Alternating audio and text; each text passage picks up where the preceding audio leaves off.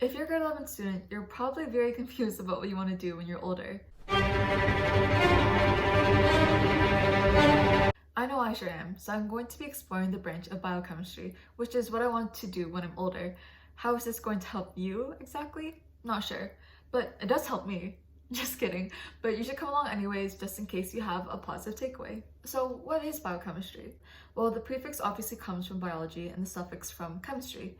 But what is biology and what is chemistry? Biology can be defined as the study of living organisms divided into many specialized fields that cover their morphology, physiology, anatomy, behavior, origin, and distribution. Chemistry, on the other hand, is the branch of science that deals with the identification of the substances of which matter is composed, the investigation of their properties and the ways in which they interact, combine, and change, and the use of these processes to form new substances. So, biochemistry is about those substances and how they relate to living organisms. Under biochemistry are many sub-branches, such as structural biochemistry, bioorganic chemistry, enzymology, metabolic biochemistry, xenobiotics, immunology, endocrinology, neurochemistry, chemotaxonomy, chemical ecology, virology, molecular genetics and genetic engineering, molecular biology, and cell biology. Now, let's address the way that biochemistry has affected our lives, both good and bad. Starting with its good impacts, it's pretty obvious how biochemistry has helped our society.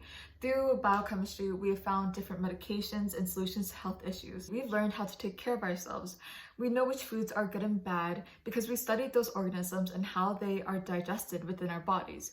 We know how different surgeries will impact our bodily functions, and we know which ones are best specific to each person. We know what to do to prevent illness, but also how to treat them. There's an endless list of ways that biochemistry has helped not only understand ourselves, but others and other organisms. You may wonder how a field which brings so much good could also deal harm to society and also the environment. I didn't think that biochemistry would have any negatives either, but then I began to think about how the field impacts our daily lives. This type of Vaseline is a household item. Almost everyone knows what it is and has one. But did you know that it was also made with animal cruelty? The testing on animals includes forcing them to ingest, be exposed to, or be injected with chemicals and diseases. Aside from chemical testing, there's physical too. Starvation, dehydration, physical harm in ways like burns, cuts, shocks, etc. But the cruelty extends past just testing. After quarantine, I'm pretty sure that we're all familiar with the discomfort of feeling cooped up or being cooped up.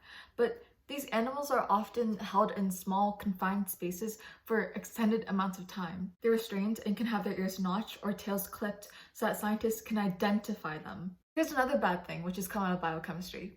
GMOs. GMOs can cause allergic reactions, health problems, and resistance to antibacterial medicines. One of Canada's most produced GMO is corn, and you may think that you're exempt from the symptoms because you're not constantly chowing down on a cob of corn. But let's not forget that cornstarch and corn syrup exist, and they're found in almost everything. Even worse, most farm animals are fed corn, so even if you're avoiding all corn products, even the meat that we consume eats this genetically modified corn. And you have biochemists to thank for that. Now we know about the field and some of its effects, but what about an actual job? While I was searching for occupations that I would like to do in the future, I stumbled upon genetic counseling. Genetic counseling sounded like a dream job to me. One, it was in the field of genetics, which is something that I find to be really interesting. But what appealed to me most was the social element to this job. I'm a social person. I like talking to people. But despite that, I love subjects where most realistic jobs are spent alone. I'm terrified of the idea that I'll spend the rest of my life isolated. So when I discovered this job, I was ecstatic. So you know about the genetic part, but the counseling part comes into play by basically being a consultant for people who want to know more about their genetics. You could be informing them about what disorders, mental or physical, which they're most likely to get, or how they can help prevent illnesses. Genetic counselors are vital for our health, but are more commonly seen during pregnancy. Many people who are looking to have children go to genetic counselors to see if there will be any issues, such as infertility, miscarriage, or birth defects. I love how you'd be actually interacting with the people that you're helping. You'd be able to see the effects of your help, and you could even provide emotional support to them. That may not sound like a huge plus to introverts, but for me, it was a driving force to making me like this job. A negative aspect, especially in Canada, is that it's extremely competitive to get into a graduate program for genetic counseling. Student counseling is in high demand, but there's not many universities that offer the program. As a result, you have to work really hard to get in and to make it in this field. Furthermore, the job can be very mentally taxing. It's well known that doctors can suffer mental issues due to the emotional weight they must carry from constantly having to deliver bad news, which is obviously extremely stressful and harmful to one's health.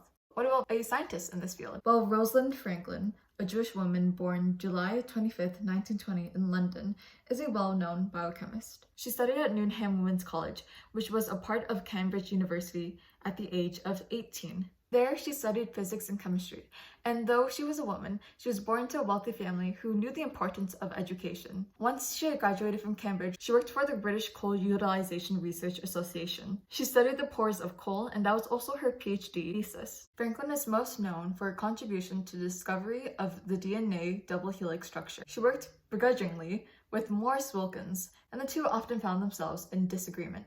This ended in them working more separately on the group project. Wilkins didn't love working alone though, so he often worked alongside his friends, Francis Crick and James Watson. Wilkinson showed his friends unpublished data of Franklin's, specifically photo 51, an X-ray picture of a DNA molecule.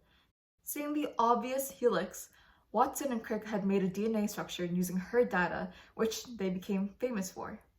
Franklin, however, was never acknowledged.